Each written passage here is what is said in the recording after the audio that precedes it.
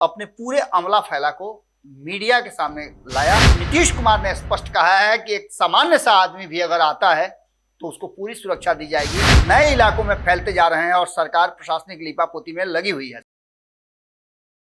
नमस्कार, बहुत बहुत स्वागत करते हैं आपका। और जैसा कि आप सभी जानते हैं कि लगातार पिछले एक महीना से बिहार विधानमंडल की कार्रवाई चल रही है। सत्र से जो कुछ भी होता है वो चीजें आपके सामने रखते हैं। आज बहुत कुछ कहने के लिए नहीं है, लेकिन इतना है कि आप सुन करके इतना जरूर है कि आप अपने चुने हुए प्रतिनिधियों का आकलन जरूर कर सकते हैं। जैसा कि आप सभी जानते हैं कि बजट सत्र चल रहा है और बजट सत्र का समापन लगभग होने वाला है। एक दिन और 5 तारीख को सदन की बैठक होगी, जिसमें जो बचे हुए विधेयक हैं वो पटल पर रखे जाएंगे। लेकिन जो पिछले 3-4 दिनों में बातें हुई उसको लेकर के आज सदन में पूरी गर्माहट थी, जिसकी संभावना भी थी। हमने आपको खबरों में बताया था कि भारतीय जनता पार्टी रामनवमी के अवसर पर हुए जो घटना है, तथाकथित रूप से सही हो या गलत हो, सरकार का कहना कुछ और है और भारतीय जनता पार्टी उसको अपने ढंग से प्रस्तुत कर रही है।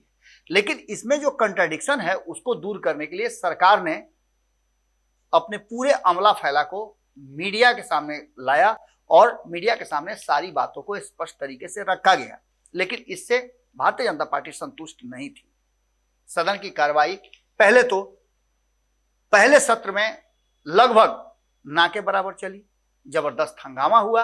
और खास करके विधानमंडल की बात करें तो विधानमंडल में आज जहां एक तरफ तारांकित प्रश्नों की संख्या 31 थी, कई विभाग थे जिसमें 7 विभागों की बात थी, तो वहीं 6 विधेयक पास होने थे, 6 विधेयक रखे जाने थे, वो अल्पसूचित प्रश्नों के, जिसमें भी लगभग 5 विभाग थे।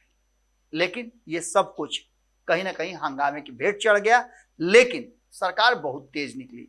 जहां एक तरफ नीतीश ने स्क्रू टाइट किया तो तिलमिलाई भाजपा, और भाजपा के तिलमिलाहट साफ सदन में देख रही थी। सदन में अंतिम क्षण में तो बेल में प्रस्तुत हो गए, बेल में चले गए भाजपा के नेता और जम करके वहां नारा लगाने लगे और हंगामा करने लगे।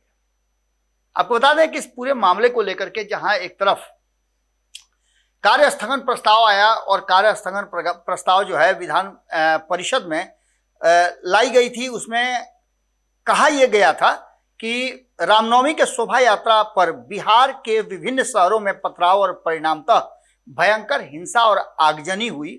उस घटनाओं को लेकर के सरकार का क्या मोटिव था, सरकार किस तरह से उसको देख रही है। खास करके बिहार शरीफ, सासाराम और नवगछिया में कई स्थानों पर बमबाजी हुई है, इसकी भी बात भारतीय जनता पार्टी ने रखी और सरकार से जानना चाहते थे कि कार्य स्थगन करके इस पर विचार किया जाए। लेकिन इन सारी बातों को लेकर के जो तथ्य रखे गए थे कि कई वाहन फूके गए, कई दुकानों में उपद्रवियों ने लूटपाट मचाया, इसके साथ साथ असामाजिक तत्वों द्वारा की गई फायरिंग और बमबाजी में कई लोग हताहत भी हुए, इसकी भी सूचना है।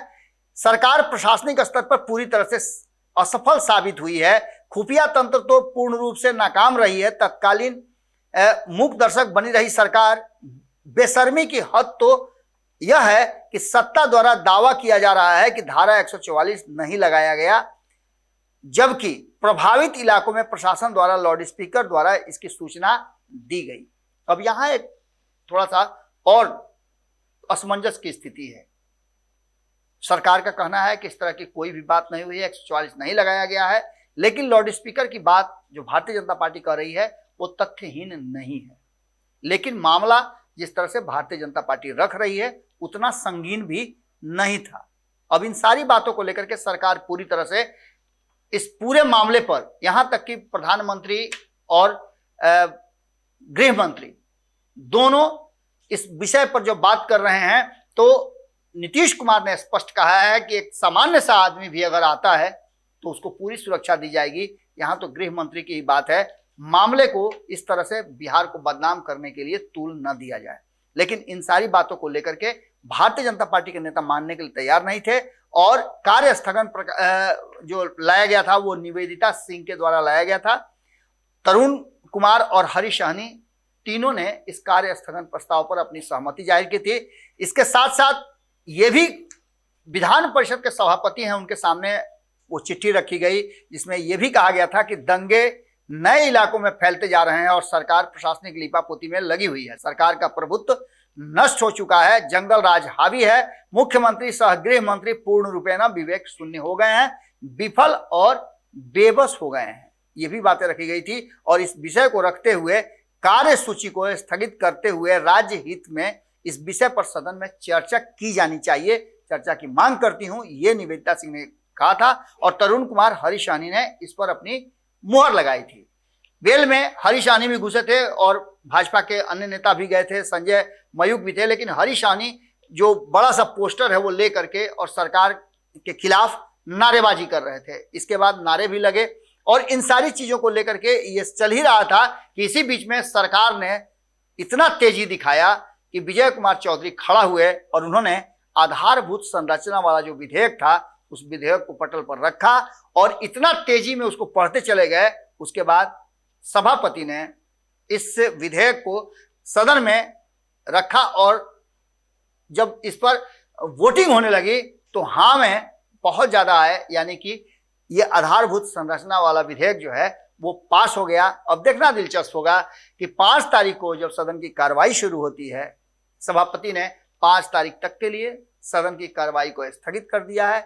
जब 5 तारीख को सदन की कार्रवाई शुरू होगी तो क्या कुछ निकल करके सामने आएगा, क्योंकि अंतिम दिन है और अंतिम दिन आप जानते ही हैं कि जो आजमाइश होती है और लगभग सभी दलों के सभी सदस्य मौजूद रहेंगे, ऐसा अनुमान लगाया जा रहा है। जुड़े रहिए भारत लाइव के साथ, जो लगातार सदन से खबरें आ रही हैं वो तो हम आपको पहुंचाएंगे ही। उसके बाद हम आपको बजट पर भी चर्चा बताएंगे, किस विभाग के लिए कितना बजट का प्रावधान किया गया है, उसमें कौन कौन से काम हैं, उसके लिए समय कितना निर्धारित किया गया, ये सारी चीजें हम आपको विस्तार से बताएंगे। सदन की कार्रवाई समाप्त होते ही 5 तारीख के बाद से हम सीधे सदन से वाले इस एपिसोड में आपको सरकार के काम और विपक्ष किस तरह से उस पर हावी हो रहा है और आपके क्षेत्र में कौन सी योजना कितना कारगर होगी जिस पर आपकी नजर होनी चाहिए, ये सारी बातें हम आपको बताएंगे। बहुत बहुत धन्यवाद, नमस्कार। अगर ये वीडियो पसंद आई और वह बिहार के राजनीति और बिहारियत से सरोकार रखेनी तो सब्सक्राइब बटन दबा के चैनल के सब्सक्राइब कर ली।